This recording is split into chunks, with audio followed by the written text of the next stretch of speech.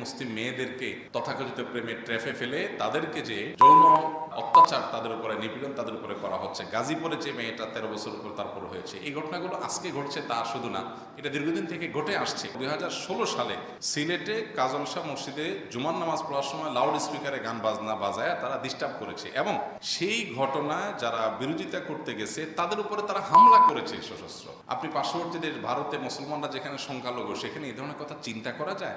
চট্টগ্রামের যে আপনার আইনজীবী যে হত্যাকাণ্ডের ঘটনা ঘটলো সবাই কম বেশি আপনারা জানেন। এই আইনজীবী হত্যাকাণ্ডের ঘটনায় তাদের অবস্থান, তাদের সম্পৃক্ততা দিনের আলোর মতো পরিষ্কার।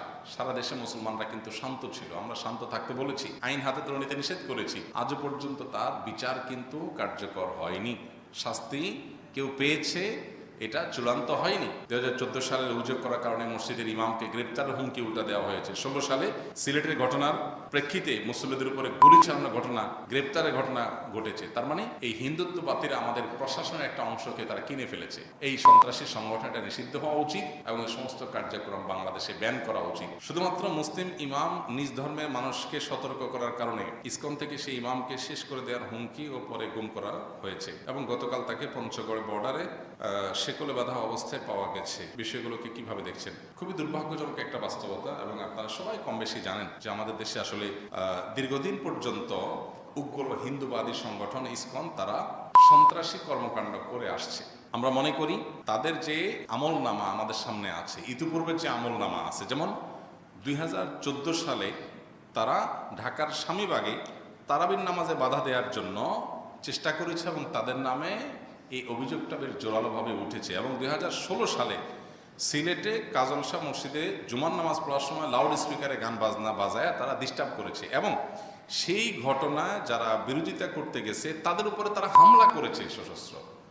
আপনি পার্শ্ববর্তী দেশ ভারতে মুসলমানরা যেখানে সংখ্যালঘু সেখানে এই ধরনের কথা চিন্তা করা যায় যে একজন ইমাম নিজ ধর্মের মানুষদেরকে সতর্ক করেছে, তথাকথিত প্রেমের ফাঁদ থেকে মুসলিম মেয়েদেরকে বাঁচাবার জন্য সতর্ক করেছে, এইটুকু কাজ করার কারণে তাকে হুমকি দিয়ে শেষ পর্যন্ত তাকে উঠায় নিয়ে যাওয়া এবং সেকলে বাঁধা অবস্থায় পাওয়া যাওয়া। যারা হুমকি দিয়েছে, যাদের নামে যাদের তরফ থেকে হুমকি দেওয়ার চিঠিগুলো সোশ্যাল মিডিয়াতে এসেছে, গণমাধ্যমে উঠে এসেছে, তারা তাকে গুম করে এই জুলুম তার প্রতি করে থাকবে, সেটা খুব স্বাভাবিক। যদিও বিষয়টা তদন্ত করে প্রমাণিত হওয়ার পর আমরা আরো জোর গলায় বলতে পারবো, স্পষ্ট বলতে পারবো, কিন্তু এটা বোঝা যাচ্ছে দিনের আলোর মতো। অভিযোগটা অন্তত করা তোলা খুব স্বাভাবিক।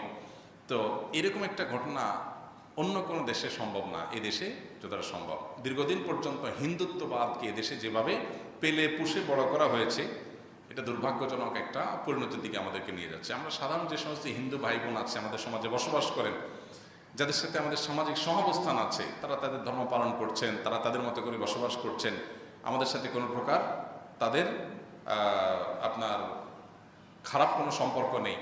তাদের সাথে একজন মুসলমান হিসাবে আমাদের সামাজিক অবস্থানের ক্ষেত্রে কোনো প্রকার ত্রুটি থাকা উচিত না, ইসলাম আমাদেরকে সেটাই বলে। অতএব সেটা আপন জায়গায় ঠিক আছে, কিন্তু হিন্দুত্ববাদ প্রতিষ্ঠা করতে গিয়ে এই যে ইসকন এবং তাদের যে বিভিন্ন উস্কানি ইতিপূর্বে হয়েছে 14 সালে 16 সালে, এমনকি এই যে আপনার এই যে গত বছর 2024-এ চট্টগ্রামের যে আপনার কি বলে আইনজীবী যে হত্যাকাণ্ডের ঘটনা ঘটলো সবাই কম বেশি আপনারা জানেন।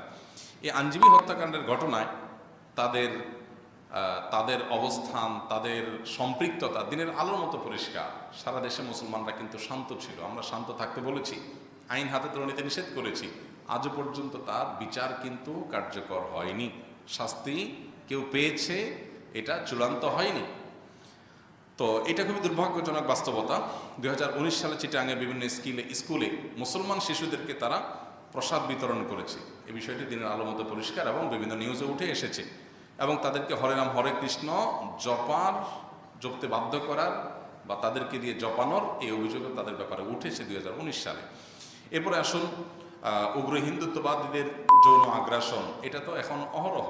বইতে যে ঘটনা তোলপাড় হয়ে গেল, সে ছেলে এখন গ্রেপ্তার হয়েছে, যদিও তার নামে মামলা হয়েছে, সেখানে মামলার অভিযোগের মধ্যে স্পষ্ট লেখা আছে যে সে উগ্র হিন্দুত্ববাদী সংগঠন ইসকনের সাথে সম্পৃক্ত।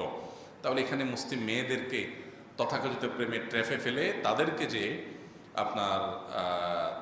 যে যৌন আপনার অত্যাচার তাদের উপরে, নিপীড়ন তাদের উপরে করা হচ্ছে। গাজীপুরে যে মেয়েটা 13 বছর উপর তারপর হয়েছে, এই ঘটনাগুলো আজকে ঘটছে তা শুধু না, এটা দীর্ঘদিন থেকে ঘটে আসছে এবং সেটা চরম একটা পর্যায়ে পৌঁছে গেছে। কারণ কি?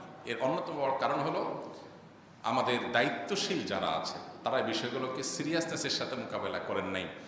সাম্প্রদায়িক সম্প্রীতি এদেশে বজায় থাকুক আমরা চাই, কিন্তু যারা উস্কানিগুলো দেয় তাদেরকে দমন না করে শুধুমাত্র মুসলমানদেরকে শান্ত থাকতে বলা এবং সাম্প্রদায়িক উস্কানি যেন না হয় সেজন্য বলা, এটা হাস্যকর।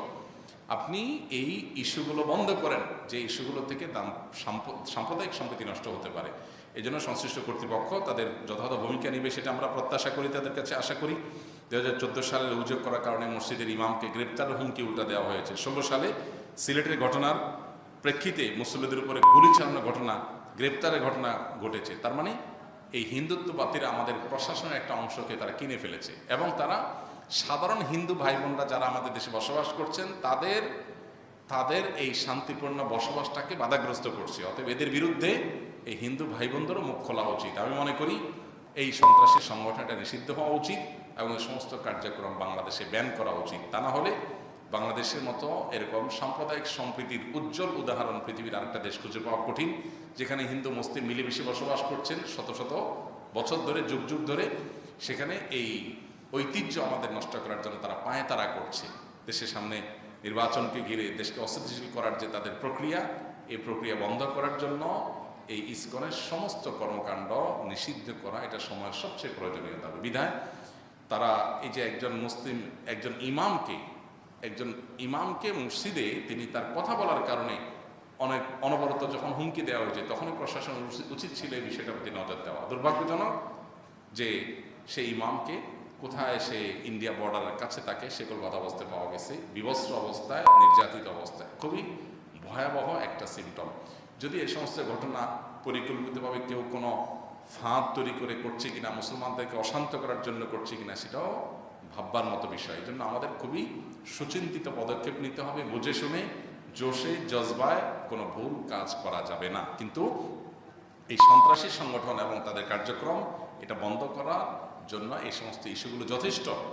একটা সমাজকে অস্থিতিশীল করবার জন্য যারা এরকম দীর্ঘদিন পর্যন্ত প্রকাশ্যে তারা সংখ্যালঘু হয়ে সংখ্যাগরিষ্ঠ মানুষদেরকে উস্কানি দিচ্ছে, মানুষ কতক্ষণ ধৈর্য ধারণ করবে?